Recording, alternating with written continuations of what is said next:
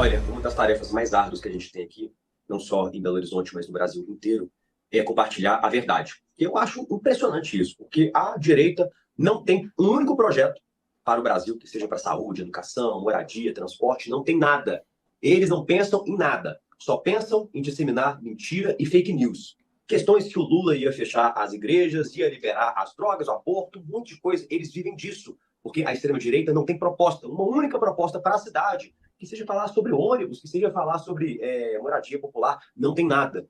Você pode pegar qualquer deputado do PL, não tem projeto nenhum. Eu desafio, tá? Qualquer pessoa aí a pegar um projeto que seja referente à sociedade, ao desenvolvimento dela, de algum deputado do PL. Não tem. É só projeto que, assim, projeto escola sem partido, projeto para fazer isso, aquilo, tudo projeto sem base sólida, base que não tem Exato. respaldo na sociedade. Então, assim, a nossa tarefa, e nós tivemos um exemplo muito recente disso, que até o próprio ministro do Trabalho, Luiz Marinho, teve que desmentir, é uma mentira criada pela extrema-direita de que o presidente Lula ia retirar os direitos trabalhistas, coisa que não houve. Então, assim, parece que quanto mais a gente desmente eles e mostra a verdade, eles surgem com mais uma mentira. E é muito engraçado porque as mentiras elas começam a surgir justamente quando o presidente Lula, quando o Brasil começam a ir, de fato, para frente. Quando a gente vê todos os números do Brasil, que seja dólar, inflação, emprego, crescimento, está tudo melhorando. Tudo, absolutamente tudo. Mas eles encontram sempre algum tema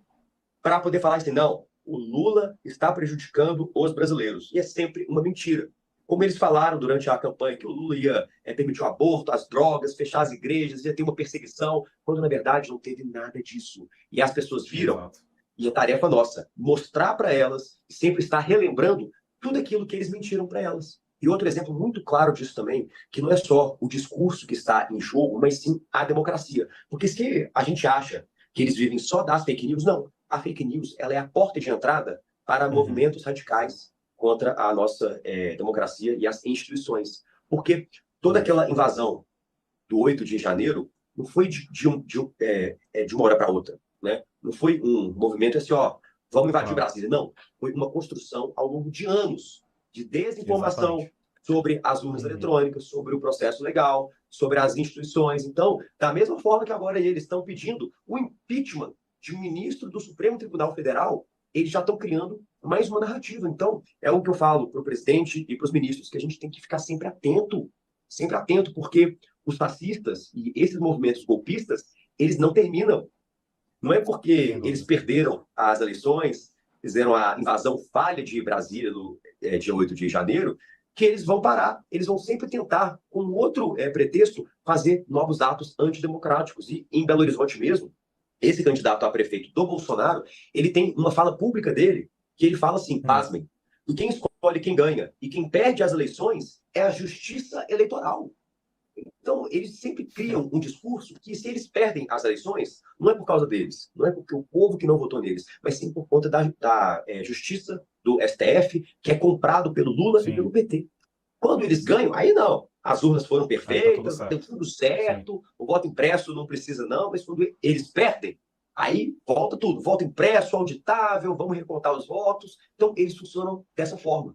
Então, nós temos que estar sempre na militância, aguerrido e nas redes sociais para poder desmentir as mentiras e compartilhar a verdade. O foco deles é criar mentira e dissimulação. Isso. O foco deles não é com a verdade. Porque se eles fossem pró-vacina, muito bem, defende a da dengue, mas também a da Covid. Se é para ser em defesa do meio ambiente, que seja agora e antes, mas parece que é uma indignação seletiva que eles têm. Sim. Conversando com Pedro Rousseff, vereador eleito pelo PT em Belo Horizonte, o mais votado da história do PT no estado de Minas Gerais, que também é neto sobrinho da ex-presidenta Dilma Rousseff. E a esquerda, mesmo a centro-esquerda e o campo democrático, cansaram de apanhar da extrema-direita calados. Então, a Uhum. nossa eleição ela foi uma resposta a tudo aquilo que a gente vem passando e vem sofrendo ao longo dos últimos anos em relação a ataques homofóbicos, racistas, ataques contra a nossa democracia, e que agora a esquerda e a centro-esquerda encontraram alguém que de fato é jovem, é combativo, que faz o embate, que vai para cima e que, acima de tudo, sabe mexer e se utilizar das redes sociais para disseminar a verdade e combater a mentira e a desinformação. Então, assim, a nossa votação ela foi uma resposta muito clara, muito vívida a esse Uhum. embate que nós, como campo democrático, temos que ter em relação a essa extrema-direita bolsonarista. Então, a nossa eleição, ela coloca para jogo muito o que a gente acredita que nós vamos passar pelos próximos anos até a próxima eleição de 26, em que ali eu realmente tenho bastante fé de que o presidente Lula será candidato à reeleição e irá ganhar. Então, é mais ou menos isso. Olha, para mim, é uma resposta muito clara. Essa não é uma direita normal, assim como a gente vivia na época da Dilma, com a Aécio, o PSDB, os tucanos. É uma coisa nunca antes vista. De fato, é uma extrema-direita que não respeita as pessoas, não respeita os opositores e, acima de tudo, não respeita as regras do jogo. Então, a gente está vendo coisas aqui, não só em Belo Horizonte, que a gente, inclusive, tem um candidato do Bolsonaro, pelo PL, de extrema-direita, que ele não tomou vacina, que ele fez uma campanha pela cloroquina, que ele fez uma campanha contra a vacinação, e detalhe, contra a vacinação infantil. Então, aquilo que nós estamos vendo é uma construção ao longo de anos de uma extrema-direita que ela não vem só para ocupar os espaços políticos, mas vem para destruir a nossa frágil democracia que vem sendo construída ao longo dos últimos 30 anos. Então, é um risco muito grande, e não é só sobre questão de vereador, prefeito, nem sobre presidente, mas sobre o rumo do Brasil. Tudo aquilo que nós vimos no governo Bolsonaro em relação ao discurso anti-ciência, anti-vacina, da destruição dos direitos sociais, os direitos trabalhistas, a gente pode passar a ver de novo. Então, a resposta que nós demos nas urnas sobre a nossa candidatura vem sobre uma grande parcela de Belo Horizonte, pelo menos, que não aceita mais esse discurso extremista e, acima de tudo, que quer pessoas novas dentro da esquerda e, principalmente, dentro do PT, com mais energia e mais garra para renovar as bases do partido. Olha, a grande mídia sempre tenta arrumar algum pretexto para criticar o PT, né? Então, a gente teve grandes vitórias em todo o Brasil, não só em Belo Horizonte com a nossa candidatura, mas importantes vitórias em todo o Brasil, na esquerda e na renovação política, coisa que a grande mídia nunca vai dar o devido crédito, só que é um movimento importante sim, porque é aquilo que a Dilma sempre fala comigo, que os atores políticos que construíram o PT, a esquerda e o Brasil, eles, querendo ou não, eles vão saindo de cena, por conta da idade, por conta do contexto. E se o partido não renova pelas bases, com pessoas mais novas, com ideias mais rápidas, com um discurso mais ágil, a gente vai perder espaço. A grande mídia até ficou horrorizada quando eu brinquei que se o Nicolas aparecer aqui com esse discurso, com essa brincadeira, que a gente usaria de todos os artefatos possíveis, até mesmo dar cadeiradas, e a grande mídia ficou doida com isso, mas eu acho que é isso. A gente tem que ter novas pessoas que não têm medo de partir para cima. E a nossa votação é por conta disso. As pessoas belo-horizontinas acreditaram num jovem de 24 anos que vem com muita garra e força para poder fazer o embate. E é isso que nós precisamos. O presidente Lula sempre fala de que o modo que a gente faz campanha e faz política, ele mudou muito ao longo das últimas décadas. Se lá para 1970, 80, a gente tinha grandes atos com sindicatos batendo de porta em porta, na porta das fábricas, mobilizando os trabalhadores, hoje, em 2024, a situação mudou e mudou muito. E parte da esquerda, e o PT foi muito esperto nisso também, e apostou nas redes sociais, nas mídias novas, para poder fazer política. Então, por mais que eu seja um influenciador, eu acho que todos nós somos, a partir do ponto que a gente tem uma rede social nossa, em que a gente emite as nossas opiniões, todos nós somos atores influenciadores e também atores políticos. Mas a decisão de ser candidato é também por conta de uma das frases do presidente Lula que fala, olha, quando você estiver cansado da política e achar que ninguém mais te representa, seja você, então, um candidato. E é justamente isso que eu fiz. Eu tenho 24 anos, e eu estava do lado da Dilma quando ela sofreu o golpe, vendo cada votação de cada parlamentar, fazendo a sacanagem com ela. E foi naquele momento que eu percebi, com meus próprios olhos, que se a gente não fizer alguma coisa, se a gente não tiver novas pessoas que de fato entram na política para poder fazer um embate, o nosso país está perdido. Porque a gente não pode ter medo de partir para cima, fazer uma defesa enfática, porque o outro lado, para além de não ter medo de quase nada, não tem escrúpulos. E é aquilo que eu falei numa entrevista que deixou as pessoas horrorizadas, né, o da direita, que é muito caricato. Que o Pablo Marçal só acalmou quando ele tomou uma cadeirada na cabeça. E claro que a gente não vai sair dando cadeirada fisicamente, é mais um sentido de falar que a extrema-direita ela só vai aprender quando eles encontrarem com pessoas, com atores políticos que partem para cima deles sem medo. E aí sim que eles vão ver, opa, com isso aqui a gente não pode brincar, porque o pessoal vai para cima mesmo. E a nossa eleição, o nosso mandato, vai ser baseado nisso. Olha, a Dilminha, ela sempre foi e continua sendo a minha maior conselheira. Toda a nossa atuação política vem sendo guiada por ela também. E igual eu falei mais cedo, eu só sou candidato hoje e só entrei na vida política porque eu vi de perto o que os deputados e os políticos fizeram com uma presidenta honesta, que não deixava roubar, uma presidenta que estava com um governo caminhando muito bem, mas quando Uhum. a máfia, quando os grandes políticos da direita viram que eles não iam conseguir enrolar ela em torno dos projetos reacionários que retiram os direitos dos trabalhadores, aí que eles decidiram que eles deveriam dar um golpe e tirar uma presidenta honesta, que não deixava roubar, que não tem um centavo dela errado. Então, eu vejo isso, assim, o caminho que eu tenho que seguir é um caminho de luta. Assim como a Dilminha, vocês podem ter a certeza disso, ela não ficou nada baqueada, nada abalada com Uhum. o golpe. Porque o que ela sofreu durante a ditadura militar, isso aí é fichinha para ela. Então, Sim. sofrer um golpe parlamentar machista para ela é coisa pouca. Então, ela, para além de ser a minha maior conselheira hoje, é também uma inspiração. E tudo aquilo que a gente faz sobre a política de combate, de firmeza, de ideologia, e que nós temos do lado do Lula, da Dilma, do PT e das pessoas que mais precisam, tudo isso é ela que vem construindo comigo. Tanto que grande parte da nossa campanha e da nossa atuação é dentro das comunidades periféricas, onde os governos Lula e Dilma mais investiram, seja com Isso. projetos sociais, programas sociais. Agora, o que ela Uhum. mais sente orgulho, e o que a gente batalhou muito aqui em Belo Horizonte, é o Minha Casa Minha Vida, porque a gente passa nos conjuntos habitacionais e as pessoas lembram ainda do dia que a Dilma entregou a chave, que o Lula entregou a chave, que os nossos prefeitos petistas entregaram a casa novinha para eles. E esse é um dos programas sociais feitos pelos governos do Uhum. PT, que nós temos tanto Exato. orgulho. E, acima de tudo, a tarefa de estar sempre falando com as pessoas e lembrando elas de que se a gente acha que está tudo garantido hoje, que nada pode mudar, não tem nada disso. Nós construímos os programas sociais, mas pode chegar um outro presidente e acabar com todos eles. Então, o que Isso. as pessoas tomam como garantido hoje, tanto os direitos trabalhistas, tanto Minha Casa Minha Vida, as linhas de crédito especializadas e tantos outros, Bolsa Família mesmo, isso aí pode desaparecer num passe de mágica. Então, é por isso que a nossa eleição foi tão importante também, porque eu faço sempre a questão de lembrar às pessoas que tudo aquilo que a gente tem hoje, tudo aquilo que nós avançamos como Brasil foi por conta dos governos Lula e Dilma. E se a gente toma isso como garantido, que pode mudar presidente, que vai tudo continuar fluindo, não vai. Olha, eu acho que são por dois motivos principais. Os jovens hoje, eles têm acesso às redes sociais de forma muito rápida e muito dinâmica. Uhum. Muito mais do que as pessoas que são mais velhas. Então, acaba que se a gente forma ali pessoas jovens com uma boa formação ideológica, o embate que elas fazem e a propagação dentro das redes sociais é muito mais potente do que se fosse só de forma presencial. Então, quando a gente Sim. traz os jovens para dentro, não só do PT, mas da esquerda e do campo democrático, é muito importante porque a gente traz isso para a luta.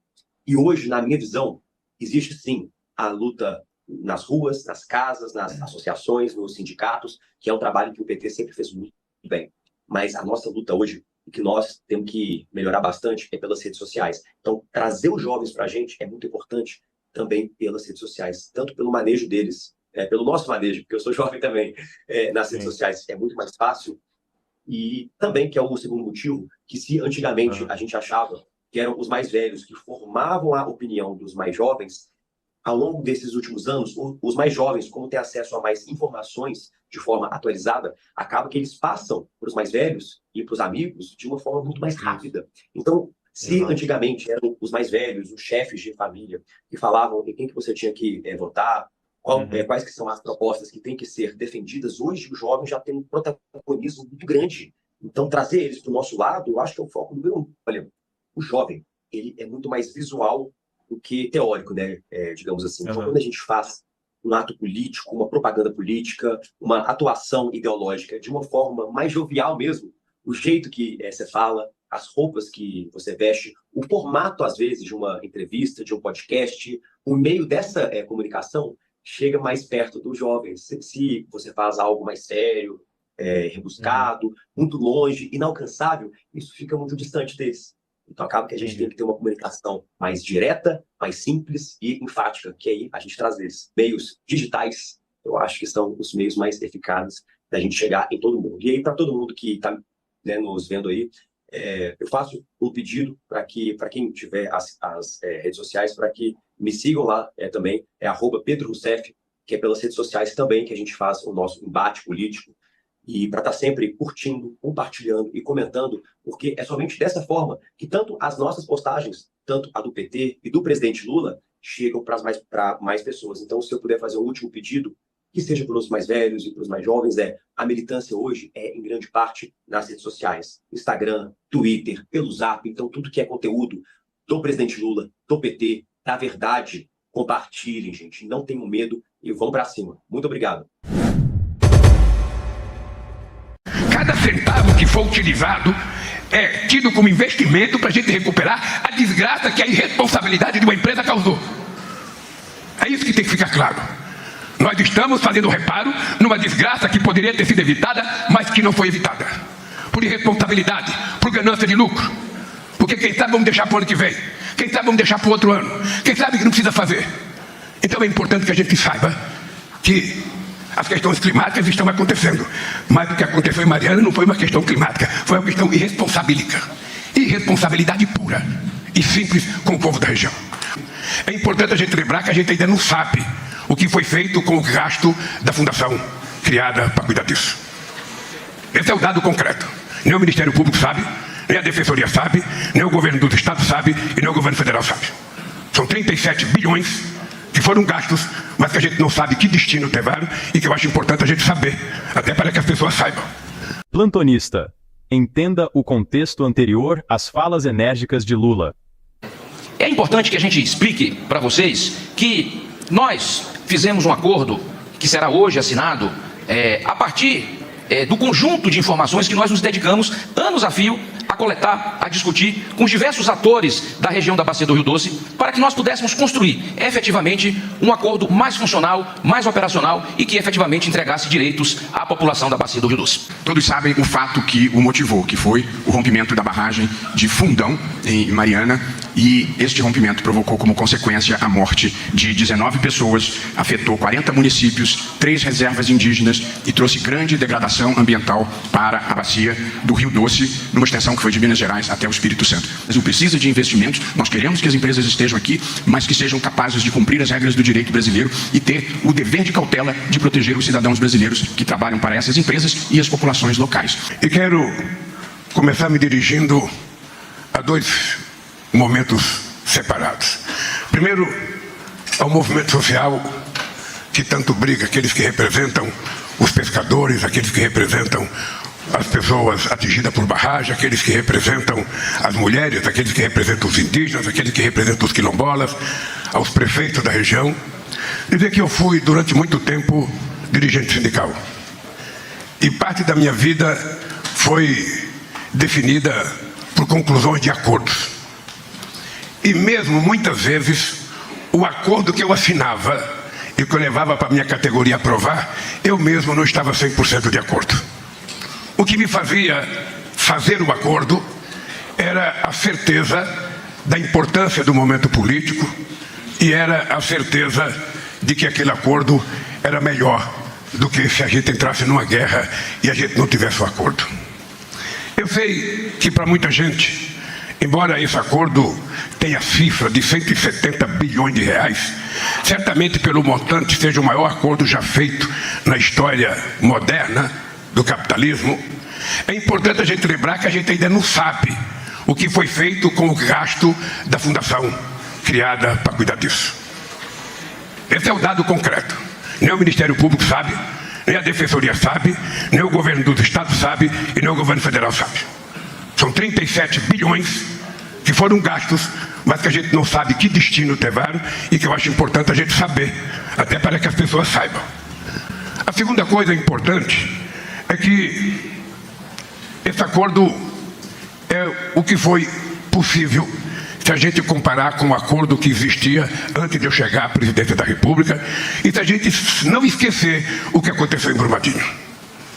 Por isso, eu quero dar os parabéns aos companheiros que participaram, com o companheiro Messias, a todo o pessoal que trabalhou com você, a todo o pessoal Márcio, da Secretaria-Geral que participou com você, a coordenação do companheiro Rui Costa, o envolvimento do Alexandre Silveira, e dizer para vocês que agora é que começa a preocupação maior. Por que começa a preocupação maior? Primeiro, porque eu espero que as empresas mineradoras tenham aprendido uma lição. Ficaria muito mais barato ter evitado o que aconteceu. Infinitamente mais barato. Certamente não custaria 20 bilhões evitar a desgraça que aconteceu. E dizer para vocês que eu já tive a oportunidade de negociar com a Vale quando ela tinha dono. Quando o dono dela era o governo. Depois eu tive o prazer de negociar com a Vale quando ela já era, sabe, uma mescla de fundos, mas que tinha presidentes. E quero dizer para vocês que é muito difícil negociar com uma corporation, que a gente não sabe quem é o dono. E que tem muita gente dando palpite. E que muitas vezes o dinheiro que poderia ter evitado a desgraça que aconteceu é utilizado para pagar dividendos. Neste país é importante a gente mudar a cultura. Tem uma cultura impregnada na sociedade brasileira que tem que ser mudada. Ou seja, certamente, se um presidente da Vale resolvesse dizer para a diretoria que ele iria evitar que acontecesse o que aconteceu em Mariana, ele ia ser taxado de irresponsável porque ele estava gastando dinheiro que não era necessário. Certamente ele seria taxado. Porque nesse país a gente nunca se perguntou quanto custou a gente não ter alfabetizado esse país há 60 anos atrás. A gente nunca se perguntou quanto custou esse país a gente não ter feito reforma agrária quando foi feito na década de 50 em muitos países no mundo. A gente nunca pergunta quanto custa ter tantas crianças analfabetas nesse país. Porque tudo que a gente quer fazer na área social é tido como gasto. E é importante que a gente tenha clareza de que melhorar a saúde, melhorar a educação, melhorar... são investimentos que têm retornos em melhorar a vida dos humanos, não só que nós somos, mas que nós representamos. Essa lição que as mineradoras estão tendo, de que ficaria muito mais barato ter evitado a desgraça, eu espero que sirva de lição para outras centenas de lixo que as empresas jogam em represas nem sempre tão bem preparadas ou tão modernas para evitar uma outra desgraça dessa. É importante que essa lição fique desse acordo. A segunda coisa que eu queria dizer para vocês é ao governo, aos meus ministros e ao presidente do Banco Nacional de Desenvolvimento. A nossa dor de cabeça começa agora. Primeiro, porque esse projeto é para 20 anos, não é para 20 dias. Segundo, porque cada ministério que está envolvido em alguma área tem que apresentar projetos. Porque não é o discurso que faz a obra acontecer, é a qualidade do projeto. Quem vai cuidar da saúde, quem vai cuidar dos indígenas, quem vai cuidar dos pescadores, quem vai cuidar que pela primeira vez nós colocamos 1 bilhão só para cuidar das mulheres. É uma coisa que não existia nesse país. Então, tem vários ministérios com vários compromissos. E se a gente não der conta do recado, daqui a 20 meses, aquilo que hoje é festejado como uma conquista do maior acordo já feito, vai ser começado a cobrar do governo como a pior coisa que já aconteceu. Então é importante que nós saibamos disso, companheiro Rui Costa, que é uma espécie de coordenador. Companheiros ministros que vão assumir a responsabilidade. É preciso que tenha projeto, com cabeça, tronco e membro, para que a gente saiba o que vai acontecer a cada ano. Porque agora, se não acontecer, a culpa é nossa. E mesmo o movimento social, que tem várias partes aqui que está delimitada que o dinheiro é para ser administrado pelo movimento social, é preciso que tenha projeto concreto. Quais os projetos que nós temos para recuperar o rio? Quais os projetos que nós temos para tirar o rejeito? São 9 milhões de metros cúbicos de rejeito. A gente vai tirar como? E vai colocar onde? Tirar, todo mundo quer tirar. Mas é preciso encontrar um lugar para receber. E quem vai querer receber? As pessoas não querem receber coisa ruim. A coisa mais difícil é você anunciar numa cidade que vai levar uma cadeia para lá. O cara não quer cadeia, o cara quer fábrica, o cara quer loja, o cara quer banco, o cara quer desenvolvimento, o cara não quer cadeia. Quem é que vai querer 9 milhões de metros cúbicos de lixo? Quem é que vai limpar o leito do rio? Quantos anos vai demorar para aquele rio virar um rio piscoso outra vez? saudável, que não coloque risco na vida das pessoas. Esse é Capô Bianco. É um desafio que o Ministério do Meio Ambiente tem que apresentar um projeto. Cada centavo que for utilizado é tido como investimento para a gente recuperar a desgraça que a irresponsabilidade de uma empresa causou. É isso que tem que ficar claro. Nós estamos fazendo reparo numa desgraça que poderia ter sido evitada, mas que não foi evitada. Por irresponsabilidade, por ganância de lucro. Porque quem sabe vamos deixar para o ano que vem. Quem sabe vamos deixar para o outro ano. Quem sabe que não precisa fazer. Então é importante que a gente saiba que as questões climáticas estão acontecendo. Mas o que aconteceu em Mariana não foi uma questão climática, foi uma questão irresponsabilística. Irresponsabilidade pura e simples com o povo da região. Portanto, Aloysio Mercadante, você que está habituado a fazer debêntures, arrumar dinheiro para fazer estrada, para fazer ferrovia, para fazer investimento, agora tem que cuidar de um dinheiro que você não teve que arrumar. É o dinheiro que nós decidimos que vai para o BNDES, porque é um banco que tem expertise para gerenciar. E você precisa ajudar a cobrar, porque cada centavo que sair desse dinheiro vai ser olhado pelo movimento que é o responsável por conquistar esse dinheiro. E tem que ter projeto, para que a gente amanhã não seja acusado de irresponsável e que não soube utilizar corretamente o dinheiro. E vamos precisar, Procurador-Geral, do Ministério Público. Vamos dar outro tipo de serviço para o Ministério Público. Vamos precisar da Defensoria Pública. O Leonardo não veio aqui, mas, sabe, você diga para ele que nós vamos cobrar muita agilidade da Defensoria Pública, porque, senão, a gente não dá conta. A gente não está lidando com coisas estranhas, está lidando com o ser humano. A gente possivelmente não consiga nunca devolver a totalidade dos prejuízos que essas pessoas tiveram. Porque tem o prejuízo psicológico, além das mortes, tem o prejuízo das coisas que as pessoas gostavam e que nunca mais vão ver. E que não tem substituto. Tem gente que morava numa casa que apitaram para eles saírem da casa e até hoje eles não conseguiram voltar para o lugar que eles moravam. E eu quero saber quantas casas a Fundação construiu. Quantas casas? Porque agora vamos ter que fazer as casas. Então é importante isso, companheiros ministros. Vocês, terminada a alegria da assinatura do ato, terminada a alegria, sabe, da participação do movimento social e da participação de vocês, agora quando terminar esse ato, fica com vocês a responsabilidade de começar a construir o futuro que a gente vai entregar para aquele povo. Obrigado, meu companheiro Messias, mais uma vez. Obrigado aos procuradores e muito obrigado por vocês brigarem e resistir para que a gente pudesse construir esse acordo. Um abraço. Esta reunião está encerrada. Você precisa ouvir isso se se importa com justiça ambiental. Um marco na história.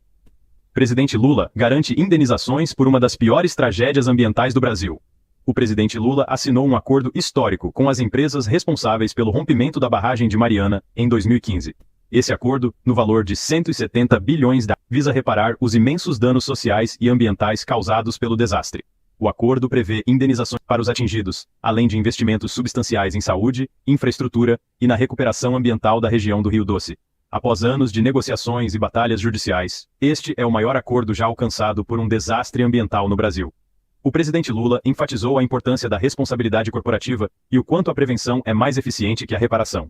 Os recursos serão administrados por um fundo gerido pelo BNDES, garantindo transparência e eficiência. A iniciativa também envolve a remoção de milhões de metros cúbicos de rejeitos de mineração e programas abrangentes para restaurar a fauna e flora locais. Este acordo histórico representa um passo crucial em direção à justiça e a um futuro sustentável para as comunidades impactadas. A justiça finalmente foi feita.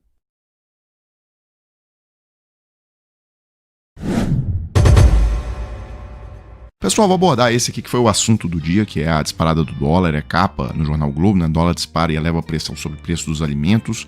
E também na Folha de São Paulo. Incertezas no Brasil e nos Estados Unidos levam o dólar a 5,87, o maior valor desde 2020. Qual que é o problema disso? É que cerca de 22% dos insumos que a indústria brasileira usa são importados. Isso significa que os preços dos produtos industriais no Brasil vão ficar mais caros. E também o preço dos alimentos, tá? Porque os alimentos, uma parte também é importada, e mesmo a parte que é produzida aqui utiliza insumos, né? Ração, vem também muitos fertilizantes do exterior, enfim, vários custos são importados. Então tudo que é importado vai impactar. Então, ou seja, na verdade, a disparada do dólar, ela gera inflação no Brasil. Esse é o ponto final. Bem, inflação passando a meta, né? A meta é 3%. o teto da meta, o limite máximo tem uma tolerância de até 4,5%. Bem, como a inflação está ali forçando esse limite de 4,5%, o que o Banco Central faz para reduzir a inflação? Ele tenta esfriar a economia por meio da taxa de juros, tá? Do aumento da taxa de juros. E aí isso é péssimo para a população, isso aumenta o desemprego e etc. Então esse é o funcionamento da coisa. Bem, ontem o presidente do Bradesco, na Globo News, ele deu uma entrevista lá que viralizou, tal, em que ele explica isso tudo muito bem, fala sobre o momento forte que a economia está vivendo, mas fala sobre esses desafios também. E o câmbio, ele é um detrator potencial para a inflação no Brasil, né? Andou muito, né? A gente está vendo isso aqui. E isso está batendo da inflação, que agora tem uma previsão de 4,4%, 4,5% para esse ano. Agora, se você isolar isso aqui, a gente está num momento do Brasil muito especial, né? Que é outro desafio para a política monetária aí, né, do Banco Central, né? Porque eles, olha, com essa atividade tão alta assim, né? Então eu tenho de segurar a atividade. Então, desemprego, que estava em 6,7%, caiu para 6,4%. Mas eu tenho trazido também dados assim, ele é diferente nas regiões brasileiras. Se você for para Goiás, estava batendo 5,2%. Eu não vi a última estatística agora. Mato Grosso do Sul, 3,8%. Mato Grosso também lá embaixo. O sul do Brasil também com desemprego baixo, em particular o Paraná. São Paulo também está abaixo da média do Brasil. Então você tem um Brasil que está com pleno emprego. Outra variável é a renda. A renda do trabalhador esse ano, a renda real, Mônica, vai crescer mais de 6%. Mais que a inflação. É um ganho extraordinário, tá certo? Aqui dentro. Então, quase pleno emprego, renda real crescendo. Esse é o desafio da política monetária também, que fica olhando para esse cenário. Mas é justamente a sustentabilidade disso, claro, né? É claro. Agora, na avaliação do senhor, é sustentável? Precisa de mais choque de juros para segurar essa evolução? A política monetária ela tem um efeito e tem uma capacidade, mas ela tem um limite, né? Tá certo? Porque, vamos imaginar o seguinte, tem um cenário de estresse que eu acho que é bem pouco provável. Eu acredito que as medidas que vêm aí propostas pelo ministro Haddad e pela ministra Simone, elas devem aplacar, né, esse ânimo, né, aqui do mercado, e eu espero que controle, né, esse câmbio, de modo a gente segurar um pouco a inflação e o horizonte, a perspectiva de taxa de juros, tá, Mônica? Bem, como vocês sabem, o Haddad e a Tebet levaram um cardápio ao Lula e de opções para... Não é corte, tá? Usam essa expressão corte, mas nunca tem corte de gasto no Brasil. O que acontece é você reduzir o ritmo de aumento da despesa, tá? Eu sempre faço questão de fazer essa correção aqui. Mas o Haddad colocou as opções, o Lula está avaliando, e eu já disse para vocês, tem até uma matéria no Globo sobre isso, que ela diz, olha, no fundo, isso aí acabou sendo criado lá na transição, né, em 2022 para 2023. Por quê? Tá? E aí prestem bem atenção nisso. Nos governos Temer e Bolsonaro, foi feito lá quando o Temer fez a PEC do teto dos gastos, que também esteve vigente durante todo o governo Bolsonaro. O governo Bolsonaro, no finalzinho do governo, destruiu essa PEC, né, com a aprovação da PEC Kamikaze e da PEC dos precatórios. Mas isso aí teve vigente durante 2019, 2020, 2021, enfim. E lá dizia o seguinte, o orçamento da saúde e da educação, tá? O mínimo constitucional que o governo federal tem que gastar em saúde e educação, ele só é corrigido todos os anos pela inflação, pelo IPCA do ano anterior, tá? Então, os gastos de saúde e educação eram corrigidos só pelo IPCA. Isso que estava lá na PEC do teto do Temer, né? E que não era mais PEC, né? Virou realmente uma emenda constitucional, né? PEC é proposta de emenda constitucional. No caso lá, virou uma emenda constitucional porque foi aprovado, né? Bem, quando o governo Lula entra, ele estabelece agora em 2023 que a despesa mínima com educação é 18% da receita do governo e o gasto mínimo com saúde 15% da receita. Então, se, por exemplo, a arrecadação está subindo 15% ao ano, isso significa que as despesas com saúde e educação estão subindo 15% e 18% ao ano, respectivamente. E isso fura o próprio arcabouço fiscal que o Haddad construiu, que dizia que a despesa só podia crescer, no máximo, a inflação mais 2,5% ao ano. Esse é o ponto, tá? Então me parece que o governo vai tomar medidas para corrigir isso agora nesse momento. Vai criar uma nova regra de correção para os gastos de saúde e educação, talvez IPCA mais 1%, IPCA mais 2%, alguma coisa nesse sentido. Pessoal, então é isso pra gente encerrar. Se você tiver interesse de trabalhar a partir da sua casa, tá? Pelo celular ou computador. Pois você sabia que pela internet tem várias formas de você trabalhar e ganhar seu dinheiro de forma honesta, tá? Então, se você tiver interesse de conseguir uma renda extra trabalhando de casa, eu vou deixar o link aqui na descrição do vídeo. Se você clicar, vai entrar em contato com o Thiago. e lá ele vai te mostrar o passo a passo. Pessoal, então é isso, né? Eu fecho o vídeo agora e volto em uma próxima oportunidade. A pobreza tem provocado o aumento da procura por produtos e até alimentos nos lixões da Argentina. Mal os caminhões chegam e tem gente esperando para ver o que eles trazem, né? As pessoas reviram as montanhas de lixo atrás de comida ou qualquer coisa que possa ser vendida para reciclagem.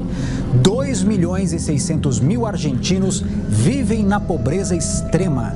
Toneladas de alimentos armazenados perto do prazo de vencimento foram descobertas na Argentina, enquanto mais da metade da população está na pobreza. A situação, inclusive, causou uma crise no governo Milei. As imagens do exército entregando leite em pó estão sendo divulgadas pelos canais do governo. Poucas semanas atrás, ninguém na Casa Rosada admitia que existia uma crise. Quando um juiz federal deu 72 horas para o governo distribuir 5 toneladas de alimentos que estavam paradas, começaram os protestos. Não pretendo coletar a vida toda, vir aqui, colher isso para sempre. Acho que vou fazer isso até eu conseguir progredir e arrumar um trabalho melhor. Mãe, sou vó, sou patriota. Eu estou aqui. E você? A rua te liberta. O sofá te condena. A sua zona de conforto vale mais que a sua liberdade. Vem na rua! Vem na rua!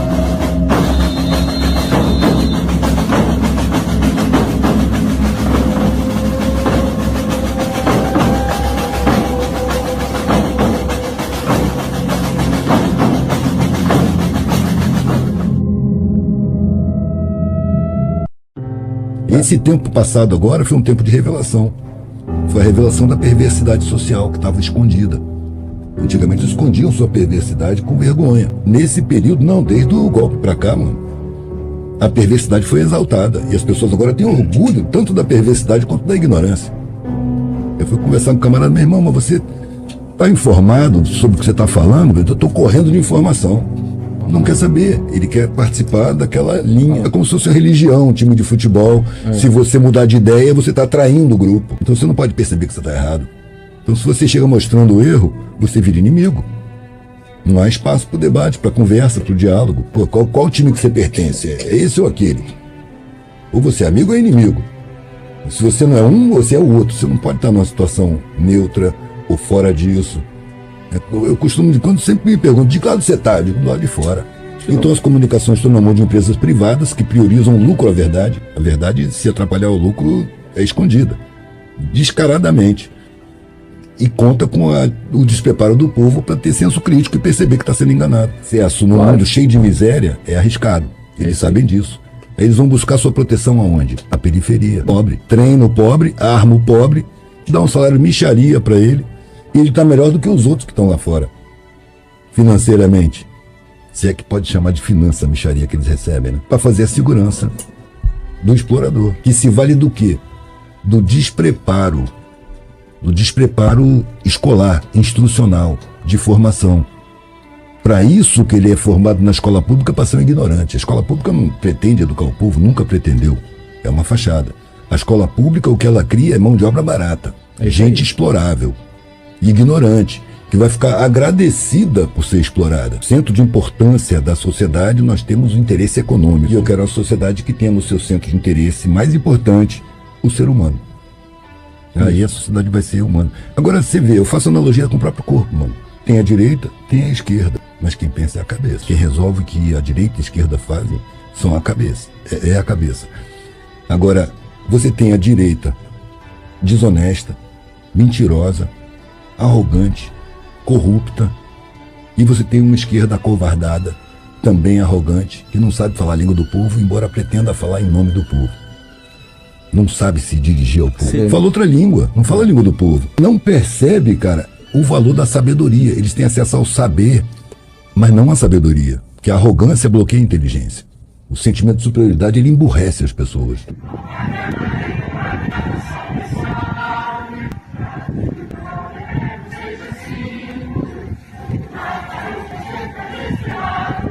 Minha paternidade, eu quero que alguém do PT seja o pai da anistia. Eu gostaria que o Lula fosse mais a iniciativa da anistia. Será que o senhor Luiz Inácio não tem coração? Vai deixar as pessoas presas só porque invadiram, quebraram o Congresso, o STF? É isso Quer dizer, então, que o senhor Lula vai condenar invasores? Ah, se o Lula tivesse o coração do nosso mito. Em outro momento, quando Lula estava preso, Bolsonaro demonstrou tudo o que é ser evangélico, cristão, católico, de todas as religiões que ele quer o voto. Veja só. E seu Lula da Silva, se você estava esperando o Haddad ser presidente para assinar o decreto de indulto, eu vou te dizer uma coisa, você vai apodrecer na cadeia! É isso. Agora que não passa nem sinal de Wi-Fi no botão, o Bozo tá com o na mão. Ótimo dia, fiquem com Deus. Bateu o desespero no Bolsonaro. Ele sabe que em novembro será denunciado pela polícia por liderar uma tentativa de golpe de Estado em 2023. Ele pediu anistia aos golpistas, obviamente pensando na anistia dele mesmo. Ouça aí. Eu gostaria que o Lula tomasse essa iniciativa de anistiar. Eu entendo, com todos os defeitos que ele tem, será que ele não tem coração também, não sabe quem está preso? São pessoas humildes. Bolsonaro sabe que a hora dele e da cúpula golpista de se verem com a justiça está chegando. O Congresso Nacional provavelmente não vai dar anistia, por isso bateu o desespero e até apelou para o presidente Lula. Esses golpistas presos não são coitadinhos inocentes.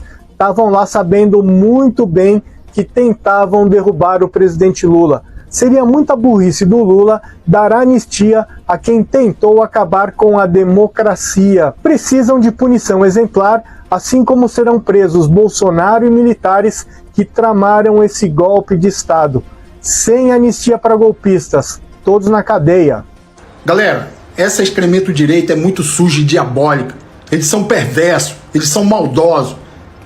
A gente sabe que a bancada da milícia não aprovou a taxação dos mais ricos, porque eles que são os mais ricos, eles são os empresários, empresários do agro, empresários aí, né, da fé, né, eles que comandam o país, esse pessoal, na realidade são eles. Então a taxação dos mais ricos, né, que iria taxar quem tem jatinho, navio, veleiros, lancha, não vai mais acontecer. Porque a bancada do Congresso, a maioria é da extrema-direita. Por isso que nós devemos mudar esse pessoal em 2026. Senão, o pobre vai continuar na merda. O pobre vai continuar na merda. Então, o que aconteceu? Após isso, eles disseminaram uma fake news falando o seguinte, que o presidente Lula não conseguiu taxar os mais pobres. Então, vai usar o seguro-desemprego do trabalhador, que é uma grande mentira, cara. Pô, o presidente Lula foi sindicalista, cara. Ele sempre lutou pela classe trabalhadora. Os benefícios que nós ganhamos na nossa carteira de trabalho é graças ao presidente Lula, que ao longo do tempo sempre lutou pelos nossos direitos. 13º, férias, PIS e outros benefícios. Então, jogaram uma fake news dizendo que o presidente Lula iria usar o seguro-desemprego, já que não conseguiu taxar os mais ricos. Mentira pura, galera. Tá? Mas aí eu trouxe o vídeo aqui do ministro do presidente Lula para falar a respeito disso. Fica ligado aí. A reforma tributária, em busca de taxar os bilionários, poucos bilionários existentes, não prosperou até agora. Ela não prosperou lá, vamos tirar da costa do trabalhador do seguro-desemprego, é isso? Não conte comigo. E digo, reafirmo, esse debate não existe no governo. Até onde eu saiba, porque eu nunca fui chamado. Se tem técnicos estudando para sugerir ao seu chefe, deveria ter mais cautela do que falar com a imprensa e primeiro discutir no governo. Discutir, ninguém está proibido de discutir. Ninguém está proibido de estudar. Estude enquanto quiser. Agora não sai falando que tem imposição no governo de cortar bônus. Não tem debate de cortar bônus. Não tem debate de cortar seguro-desemprego. Não tem debate de acabar com a multa fundo de garantia. Galera, jamais o presidente Lula vai mexer nos direitos do trabalhador. Se ele puder colocar mais direitos, ele vai colocar. Ao contrário do inelegível, que queria vir com aquela carteira verde e amarela, retirando todos os teus direitos, cara. Quem que não se lembra disso? Ia tirar todos os teus direitos, até 13º salário. Ia deixar de existir, férias. Entretanto, que ele queria que todo mundo trabalhasse de domingo a domingo. De domingo a domingo.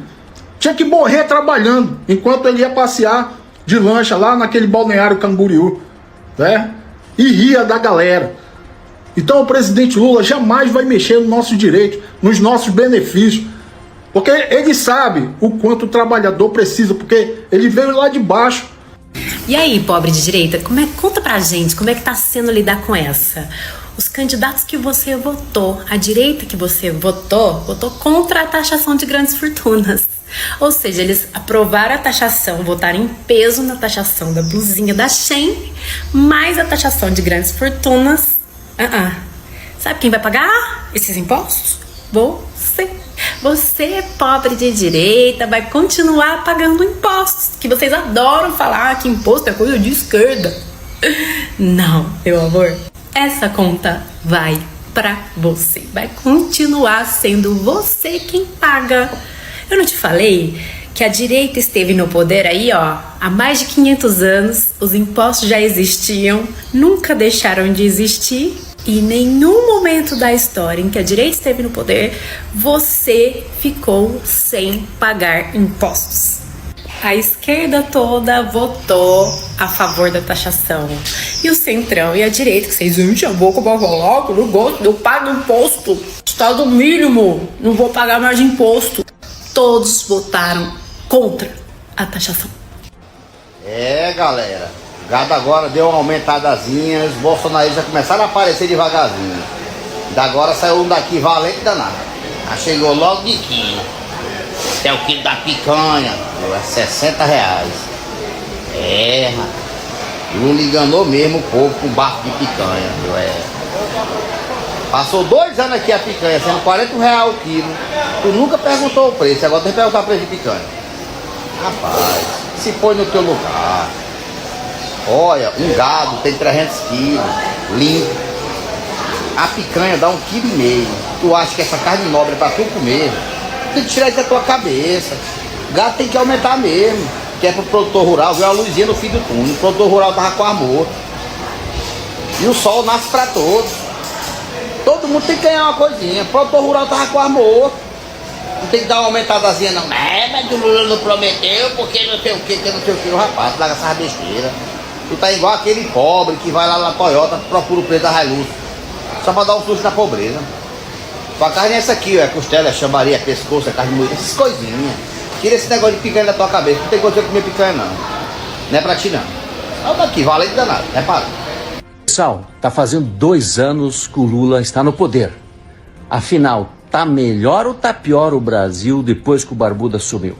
Eu sou o deputado Welter do Paraná e vou te passar alguns dados para você avaliar aí. Presta atenção. Vamos começar pelo emprego. Menor taxa desde 2012, 6,4%. É mais dinheiro no bolso, mais gente trabalhando. E a economia? O Brasil passou a crescer mais que o governo anterior.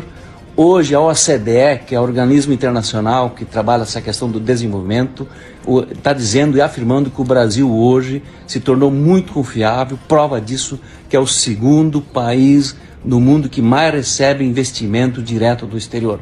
A confiança no Brasil voltou. No turismo, gente, é o melhor desempenho dos últimos anos.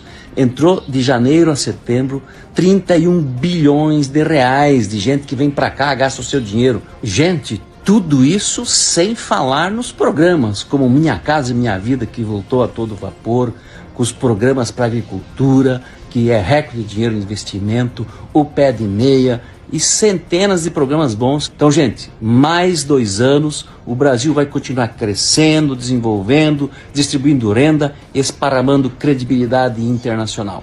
Viva o Brasil e vamos continuar junto, firme, para melhorar a luta do povo brasileiro. Olá, pessoal. Olha, essa é para espalhar, é para esparramar. O desemprego bateu recorde novamente, caiu para 6,4% no trimestre.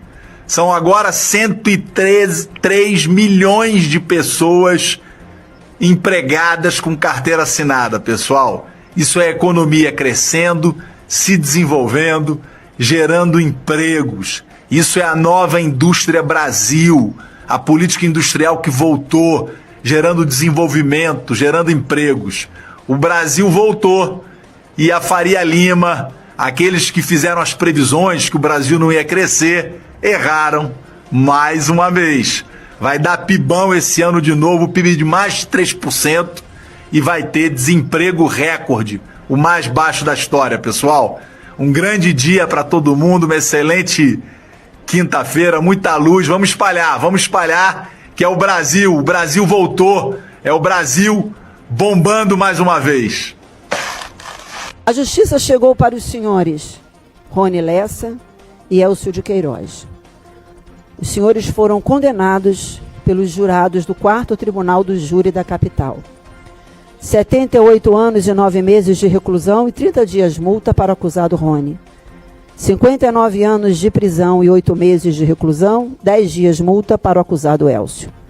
Saem os dois condenados a pagar até os 24 anos do filho de Anderson Gomes, Arthur, uma pensão. Ficam os dois condenados a pagar juntos R$ 706 mil de indenização por dano moral para cada uma das vítimas: Arthur, Ágata, Luiara, Mônica e Marinete. Condena os acusados a pagarem as custas do processo e mantém a prisão preventiva deles, negando o direito de recorrer em liberdade. Agradeço às partes, a defensora. Bem, pessoal, tá aí na tela, hoje, dia 31 de outubro, a foto do novo presidente da Câmara dos Deputados do Brasil, tá? Já pode cravar. Como tá aqui no Noblar, União Brasil decide apoiar Hugo Mota e Elmar Nascimento, que seria o grande concorrente, desiste de ser candidato a presidente da Câmara. Já cheguei muito mais longe, aí abre aspas para ele, né? Já cheguei muito mais longe do que achava que poderia chegar. Nesse processo eu já comecei perdendo, perdi o meu melhor amigo, o presidente Arthur Lira, disse o deputado. O Reinaldo Azevedo também falou nessa mesma linha. A fatura está liquidada. Hugo Mota, do Republicanos da Paraíba, pode se considerar o futuro presidente da Câmara. Já tem o apoio anunciado do PL, com 92 deputados, do PP, com 50 deputados, MDB 44, Republicanos 44, Podemos 14 e PT 68. Ele precisa de 257 votos. Esses partidos sozinhos somam 312. Mais uma vez, Lira evidencia que tem sim o domínio de um vasto território na Câmara e atua como um chefe de sindicato. Agora, pessoal, uma breve reflexão com vocês. Alguém levou o golpe, tá? Porque assim, se PT e PL estão apoiando o mesmo cara, alguma coisa foi prometida para os dois e alguém vai levar o cano, alguém vai levar o calote nessa história, tá? Alguém foi enganado. A gente só vai descobrir futuramente quem foi. Porque, por exemplo, aquele PL da anistia, a gente viu que a Carolina de Tony tá feliz, né, com a questão do Hugo Mota, esse apoio ao Hugo Mota. Então como é que faz? Significa que prometeram alguma coisa para ela, que talvez vai ser votada a anistia e tal. E se o PT tá apoiando, é porque prometeram pro PT que a anistia não será aprovada. Então alguém está sendo enganado, vamos ver o final dessa história. Bem, pessoal, e aí o outro assunto que eu quero tratar com vocês hoje é essa picaretagem, essa canalice que os governadores bolsonaristas estão fazendo com o assunto da volta do DPVAT, tá? Então tá aqui, ó. Aqui não, São Paulo e Goiás também decidem não cobrar o DPVAT de Lula. Aí quem são as figuras que estão politizando isso? Tarcísio, Caiado, Ibanez Rocha, do Distrito Federal, Romeu Zema e aquele Jorginho Melo, de Santa Catarina. Eu vou mostrar aqui para vocês uma reportagem do Jornal Nacional sobre esse assunto. E, olha só, o que aconteceu é que o Bolsonaro acabou com esse seguro em 2020, usou nos 2 últimos anos do governo dele o saldo que já tinha em conta, tá? E depois que acabou o saldo, em novembro de 2023, aí que se lasque, né? Então, assim, é mais uma picaretagem do Bolsonaro. Mas, enfim, vou colocar a reportagem aqui para vocês entenderem. A partir de janeiro do ano que vem, todo proprietário de veículo motorizado vai voltar a pagar o seguro DPVAT para garantir a proteção de vítimas de acidentes de trânsito. Isso vai exigir uma atenção especial em 21 estados e no Distrito Federal. O seguro cobre indenizações por morte em validez permanente e reembolsa despesas com assistência médica, serviços funerários e reabilitação profissional. A cobrança do DPVAT foi extinta em 2020, no governo Jair Bolsonaro. Nos anos em que o seguro deixou de ser cobrado, o dinheiro que estava acumulado no fundo do DPVAT foi usado para pagar as indenizações, até novembro do ano passado. Desde então, o pagamento para as vítimas está suspenso. Este ano, o governo Lula aprovou no Congresso Nacional a volta do seguro, que vai se chamar SPVAT, Seguro Obrigatório para a Proteção de Vítimas de Acidentes de Trânsito. A cobrança é obrigatória para todos os proprietários de veículos a partir do ano que vem. O valor ainda não foi definido. O governo estima entre R$ 50 e R$ 60 por ano. Existe uma parcela considerável da população brasileira que não tem seguro privado. São cerca de 400 mil pessoas por ano que recolhem, que fazem jus a esse instrumento, e é justamente este pagamento de indenização que autoriza essas pessoas a recomeçarem as suas vidas. Então acho que, para quem está acompanhando isso aqui, tá muito claro já a importância da existência desse tipo de seguro, né? Inclusive, nos Estados Unidos, em 49 dos 50 estados, existem esse tipo de seguro para indenizar quem é vítima de acidente. É óbvio, né? O carro é uma máquina pesada, atinge altas velocidades, causa acidentes devastadores que acabam com a vida das pessoas. Então, esse tipo de seguro é mais do que... E na Europa também existe esse seguro e tal. Então, a discussão sobre o mérito da existência do seguro não é absolutamente... É lamentável a gente ter até que argumentar isso aqui. Mas nessa palhaçada ainda, tem a mentira, né, dos governadores, porque eles estão com essa conversinha de que eles são os heróis que não vão cobrar o imposto. Eles tratam esse seguro como se fosse um imposto, né? Então nós não vamos cobrar um imposto indevido, o Lula ladrão. E não tem nada disso, tá? Vai ter que pagar, os cidadãos desses estados vão ter que pagar do mesmo jeito. Pela lei, os estados tinham até agosto para firmar parceria com a Caixa Econômica e fazer a cobrança do seguro juntamente com a taxa de licenciamento anual e o IPVA. Mas apenas Bahia, Espírito Santo, Paraíba, Maranhão e Sergipe aderiram. Isso não quer dizer que os motoristas do restante do país ficarão isentos. Segundo a lei, nos demais estados e aqui no Distrito Federal, o pagamento do seguro terá de ser feito diretamente na Caixa. A Associação Nacional dos Detrans explica que os estados não podem optar por não cobrar o seguro. Sem o pagamento, o motorista não recebe o licenciamento anual e fica com o veículo irregular. O SPVAT é um encargo federal cobrado pela Caixa Econômica Federal, e é ela que vai lançar lá nos sistemas da Senatran, onde tem todas as informações dos veículos do Brasil, as informações sobre quitação ou não deste seguro. A lei que criou o SPVAT diz que se ele estiver em aberto, esse débito estiver em aberto, não é possível gerar o licenciamento. Dirigir sem o licenciamento é uma infração gravíssima. O motorista recebe 7 pontos na carteira, paga multa de R$ 293 e pode ter o veículo apreendido.